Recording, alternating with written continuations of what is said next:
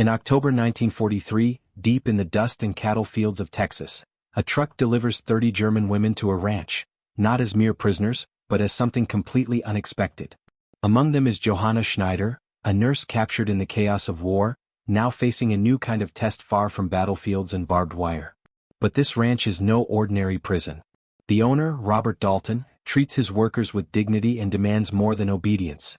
He asks for trust, skill, and heart. As Johanna learns to ride, mend wounds, and face suspicion from every side, she discovers that humanity can survive even in the harshest places. Soon, a single act of courage changes everything, and compassion begins to break down walls built by war. Can the bonds of kindness and forbidden hope outlast fear and prejudice in a world at war? This is not just a story of captivity. It's the story of finding freedom, love, and purpose where no one thought it possible. October 1943. The military truck rumbled through the Texas plains, kicking up clouds of red dust that clung to everything: uniforms, skin, hope. Inside, 30 German women sat in tense silence, their hands gripping the metal benches as the landscape transformed from barren desert into rolling grasslands dotted with mesquite trees. They were prisoners of war, captured across Europe's shattered battlefields, now being transported to a place none of them could have imagined: a cattle ranch 40 miles from the main internment camp. Johanna Schneider pressed her face against the narrow slats, watching the horizon. She'd been a nurse in Hamburg before the war, competent, respected, dedicated. Then came the hospital ship, torpedoed off the Norwegian coast. Cold water, screaming voices, chaos. She survived when so many didn't. 6 months in American custody followed, filled with uncertainty, suspicion, and the grinding monotony of camp life. And now this, a new assignment stranger than anything she'd experienced. "Working cattle," muttered Greta beside her, voice thick with disbelief. "They think German women can be cowboys. They think we're cheap labor," Johanna corrected quietly. "Like the Mexicans and other prisoners. We're just another resource." The ranch appeared suddenly on the horizon, sprawling, prosperous, alive. Corrals full of horses, longhorn cattle grazing across endless pastures, buildings weathered but strong. A wooden sign read, "Double Our Ranch, established 1872. The truck slowed and stopped. Armed guards waited, their faces unreadable. But what caught Johanna's attention was the single figure on horseback, a man silhouetted against the afternoon sun, sitting so still he could have been carved from stone. "That's the owner," the driver said. "Robert Dalton. Fair man, but don't cross him. He runs this place like clockwork." Robert Dalton dismounted in one fluid motion. He was younger than Johanna expected, maybe 32, tall and lean, with sun-darkened skin and eyes the color of creek water. He wore typical ranch clothes: worn jeans, scuffed boots, a faded shirt, and a Stetson pushed back on his head. When he spoke, it was in accented but functional German, a surprise that rippled through the women. "Ladies, welcome to the Double R. You'll work here until the war's end or until the government reassigns you. I expect hard work, honesty, and respect. In return, you'll get fair treatment, 3 meals daily, and wages deposited into federal accounts." Wages? Johanna couldn't help herself. "We're prisoners. You're workers." Dalton's eyes found hers, steady and unblinking. "Prisoners back at camp. Workers on my ranch. There's a difference." "What difference?" Greta challenged. "Workers get dignity." Dalton gestured toward the bunkhouse. "Get settled. Tomorrow we start training. Most of you have never been on a horse. That changes now." That evening, Johanna stood at the corral fence, watching ranch hands work with the horses. The animals moved with grace and power, responding to subtle commands, their muscles rippling beneath their coats. One horse, a magnificent Palomino mare, caught her attention. She was beautiful, spirited, clearly the pride of the herd. "That's Sunshine," a voice said beside her. Dalton had appeared as quietly as smoke. 7 years old. "Smartest horse I've ever trained. She knows what you're thinking before you think it. She's beautiful. She's also particular. Won't let just anyone ride her." Dalton studied Johanna with that same steady gaze. "You worked in medicine according to your file. How did you?" "I read all your files. Need to know who I'm working with." His tone wasn't threatening, just matter of fact. "Nurse at Hamburg General Hospital. Captured serving on a medical transport. No combat record. No party affiliation. Is that why I'm here? Because I'm not dangerous?" "You're here because I requested medical personnel." Dalton turned to face her fully. "Ranch work is dangerous. People get hurt. I need someone who knows how to set bones, stitch wounds, treat infections. The nearest doctor is 30 miles away. You want me to be the ranch nurse? I want you to be whatever skills you bring. Nurse by emergency, ranch hand by trade. Dalton's expression was unreadable. Tomorrow morning, 6 a.m. You're learning to ride. Can't work cattle if you can't sit a horse. What if I refuse? Then you go back to Camp Hearn and spend the war doing laundry. His voice remained even. Your choice. Always your choice here. He walked away, leaving Johanna staring at Sunshine, who had approached the fence and now nuzzled her hand gently. The mare's breath was warm, her eyes intelligent and kind. He's different, Greta said, appearing beside her. Different from other ranchers who use prison labor. They treat us like slaves. Dalton treats us like people, Johanna finished quietly. That night, she dreamed of riding across endless plains, wind in her hair, no walls, no guards, no war, just freedom and the rhythm of hoofbeats. Dawn broke cold and sharp. Johanna joined the other women in the yard where 30 horses stood saddled and waiting. Dalton stood beside a gentle-looking bay gelding, holding the reins with practiced ease. This is your first lesson, mounting. It's simple but crucial. Do it wrong, spook the horse, and you're on the ground with broken bones. He demonstrated, left foot in stirrup, smooth swing up, settling into the saddle like he belonged there. Your turn. Start with the smaller horses. They're forgiving. The women fumbled through attempts. Some succeeded, most failed, a few fell hard. Dalton moved among them with endless patience, adjusting stirrups, correcting posture, offering quiet encouragement. You're gripping too tight, he told one woman. The horse feels your fear. Breathe. Trust. Johanna waited her turn, watching, learning. When Dalton approached with a chestnut mare named Rosie, she was ready.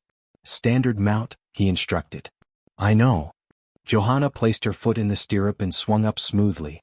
She'd been watching carefully, memorizing every movement. Dalton's eyebrows rose. Natural talent or good observation?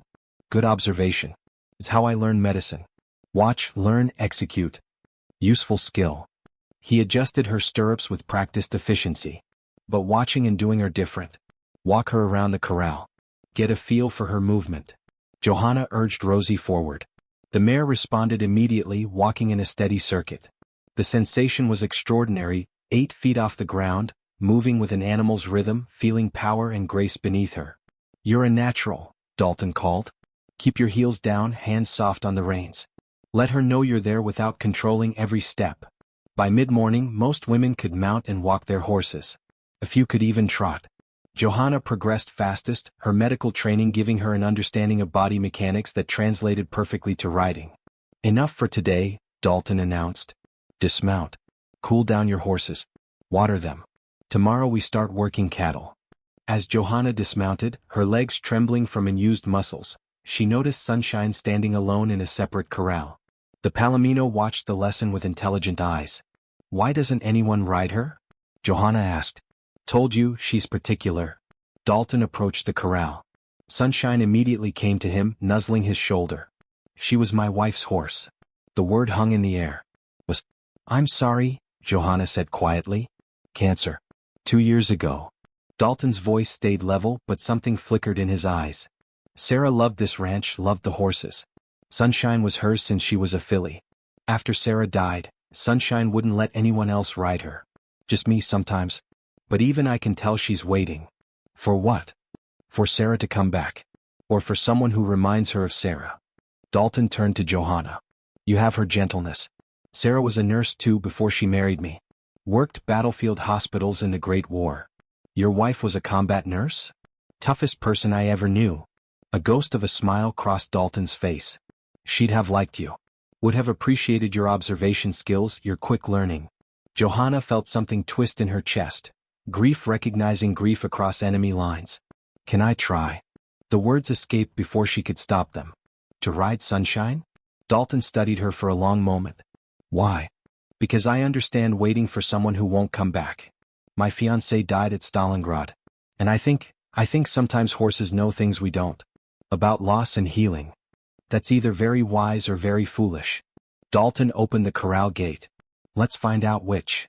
Sunshine watched Johanna approach, ears forward, alert but not hostile. Johanna moved slowly, remembering how Dalton had done it, confident but respectful, giving the horse space to choose. "Hello, beautiful girl," Johanna murmured in German. "I know you miss her. I miss him too. Maybe we can be sad together."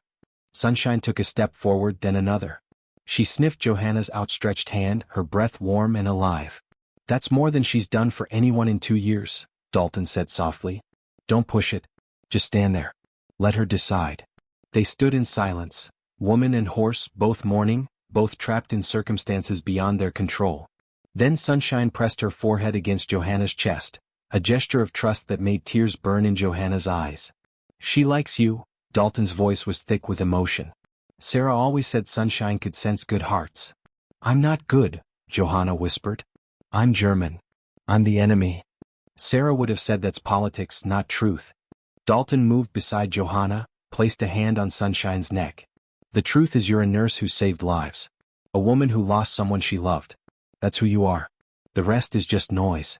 Sunshine shifted, positioning herself between them, unbidden, uncommanded, like she was building a bridge.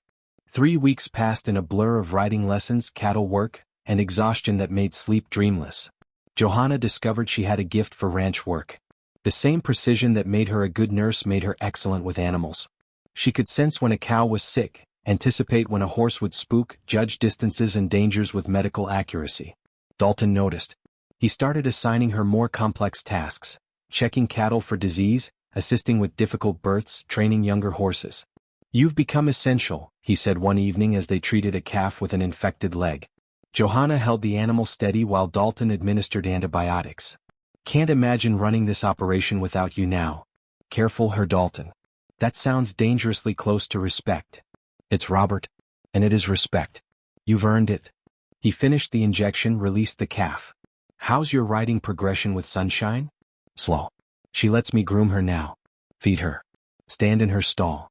But not ride yet. She's testing you. Making sure you're worthy." Robert cleaned his hands on a rag. Sarah used to say Sunshine could see into souls. Know who was genuine and who was performing. The annual cattle drive came, 20 miles of rough terrain, 2 days camping under stars. Johanna rode Rosie, keeping pace with the herd, learning the rhythm. It was exhausting, exhilarating, strangely peaceful. Just movement and purpose and the endless Texas sky. By midday they'd covered 8 miles. Robert called a rest stop near a creek. Then a shout from downstream.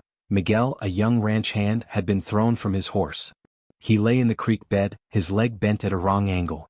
Johanna ran. Medical training overrode everything else. She knelt beside Miguel, assessed quickly. Compound fracture of the tibia, bleeding but not arterial. "Don't move," she commanded in English. "Robert, I need splints, clean cloth, your first aid kit. Now." Robert moved instantly, gathering supplies. Johanna worked with focused intensity, cleaning the wound, setting the bone with practiced precision, splinting and wrapping. "Hospital," she said. "He needs surgery. This is just stabilization. Nearest hospital is 40 miles. Robert's jaw tightened. "We'll have to ride him back." "He can't ride. The jostling could damage the bone further, sever an artery." Johanna thought rapidly. "We need a wagon. Something that can carry him flat." "Don't have a wagon. This is a cattle drive, not a—" Robert stopped. "Wait. There's an old line shack 5 miles east. Has a small cart used for supplies. Get it? I'll stay with him." "Johanna, that leaves you alone with an injured man in the middle of nowhere." "I'm a nurse. This is what I do." She met his eyes. "Trust me." Robert stared at her for a heartbeat, then nodded. 2 hours. I'll be back with the cart." He mounted Thunder and galloped away, leaving Johanna with Miguel, who was drifting into shock. "Stay with me," she murmured, monitoring his pulse. "You're going to be fine. Just stay awake." The sun climbed higher. Miguel's breathing stayed steady. Johanna calculated dosages, monitored for infection, kept him hydrated from the creek. "You're good at this," Miguel whispered in Spanish-accented English. "Robert said you were a real nurse. Best decision he made, bringing you here." "He didn't bring me. The government assigned me. He requested you specifically. Saw your medical records. Fought to get you on his ranch." Miguel managed a weak smile. Said he needed someone who understood saving lives, not taking them. Before Johanna could respond, Robert returned with the cart. Together they lifted Miguel carefully, secured him for transport. "You saved his life," Robert said as they began the slow journey back. "I did my job." No. You did more than your job. You're a prisoner. You could have walked away. Let an American suffer. Instead, you saved him. Robert's voice was quiet but intense. That matters, Johanna. That defines who you are. Their eyes met over Miguel's still form, and Johanna felt something shift, the first crack in the wall she'd built around her heart. But Miguel's rescue brought unwanted attention. Camp authorities questioned why a prisoner had been left alone with an American. Robert was investigated for fraternization. The easy working relationship they developed became complicated by scrutiny and suspicion. They're watching us, Greta warned. The guards, the other ranchers, even some of the women here. They think you're collaborating. I'm working. That's not collaboration. You're becoming friends with him. That's dangerous, for both of you. Greta's expression was worried. If they think you're inappropriate with each other, they'll separate you. Send you to a different camp. Maybe send all of us back to the main facility. There's nothing inappropriate. Doesn't matter what's true. Matters what it looks like. Greta squeezed her arm. Be careful, Johanna. I've seen what happens when prisoners get too comfortable. The system punishes it. Johanna tried to maintain distance, but ranch work required constant contact with Robert, planning, coordinating, solving problems. And slowly, despite her caution, she began to know him beyond the boss. She learned he'd inherited the ranch at 19 when his father died, that he'd built it from struggling to prosperous through sheer will and intelligence, that he read poetry, Whitman, Frost, and could quote Shakespeare in 3 languages. Sarah taught me, he admitted one evening as they sat on the corral fence, watching sunset paint the sky crimson. She was educated, cultured. I was just a ranch hand with dirt under my nails. She made me better. You're selling yourself short. Running a ranch this size requires intelligence, leadership, vision. It requires stubbornness and early mornings. Robert smiled. But thank you. Sarah would have liked that you defended me. Then came the disaster. Federal agents arrived with intelligence about a planned escape attempt. 10 prisoners from neighboring ranches planning to steal horses and run for the Mexican border. Every prisoner was interrogated, repeatedly, aggressively. The conspirators were identified and arrested. But new restrictions were implemented. Armed guards during all work hours, no unsupervised contact between prisoners and civilians, mandatory check-ins every 2 hours. I'm sorry, Robert told Johanna. This ruins everything we've built. It ruins freedom but not work. We can still. No. Robert's voice was heavy. The government's pulling all prisoners from private ranches. New policy. Too much risk. You're being transferred back to Camp Hearn. Tomorrow. Johanna felt the world tilt. Tomorrow? I fought it. Called every contact I have. But they're inflexible. The escape attempt scared them. Robert looked physically pained. I'm losing all of you. The ranch will barely survive without the labor. Then hire Americans. Pay wages. You'll manage. I'm not worried about the ranch. Robert stepped closer, his voice dropping. I'm worried about losing you. Robert, we barely know each other. I know you're brave, skilled, kind even when you have every reason to be bitter. I know you make me want to be better than I am. He took her hands, the first time he'd touched her beyond professional necessity. And I know that if you leave tomorrow, I'll regret not saying this for the rest of my life. I'm falling in love with you, Johanna. I know it's impossible. I know the timing is horrible. But it's true. Tears burned Johanna's eyes. You can't love me. I'm the enemy. You're the woman who saved Miguel's life. Who gentled sunshine. Who makes sunrise worth seeing. Robert's grip tightened. Tell me you don't feel anything. Tell me it's just me and I'll let you go. But if you feel even a fraction of what I feel. I feel everything, Johanna whispered. And it terrifies me. Then fight for it. Apply for asylum. Let me sponsor you. Let me. A guard's voice interrupted. Dalton. Prisoner's time is up. Step away. Robert released her hands. I'll find a way. I promise I'll find a way to bring you back. The transport truck left at dawn. Johanna pressed her face against the metal slats one last time, watching the Double R ranch disappear in the dust. Robert stood alone in the yard, his Stetson in his hands, a figure of grief and determination. Sunshine stood beside him, watching the truck leave, her golden coat gleaming in early light. Camp Hearn was exactly as Johanna remembered, gray, crowded, efficient, and soul-crushing. She was reassigned to the medical ward, treating prisoners for ailments both physical and mental. Days blurred together. No horses, no prairie, no Robert. Letters arrived, first weekly then daily. Robert's handwriting filling pages with ranch news, poetry quotes, and barely disguised longing. He was filing asylum paperwork, fighting regulations, refusing to give up. 2 months later, a miracle.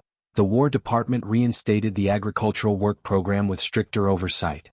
Robert requested Johanna specifically, justified it with medical necessity. The request was approved. Johanna returned to the Double R on a cold January morning. Robert waited in the yard. Beside him stood Sunshine, saddled and ready. "Welcome back," Robert said simply. "Sunshine's been waiting." Johanna approached the mare slowly. Sunshine whinnied, trotted forward, pressed her golden head against Johanna's chest. "She remembers," Robert said, his voice thick. "I told you, horses know." He helped Johanna mount, his hands on her waist, steadying her, lingering. "She's yours now. Sunshine chose you." They rode across the prairie together, guards following at a distance, the winter sun bright and cold. And for the first time since the war began, Johanna felt home. 3 months later, September 1944, Johanna stood in a federal courthouse in Austin, raising her right hand, swearing loyalty to the United States, renouncing German citizenship, becoming American. Robert waited outside. When she emerged, no longer a prisoner, legally free, he was there. "How do you feel?" he asked.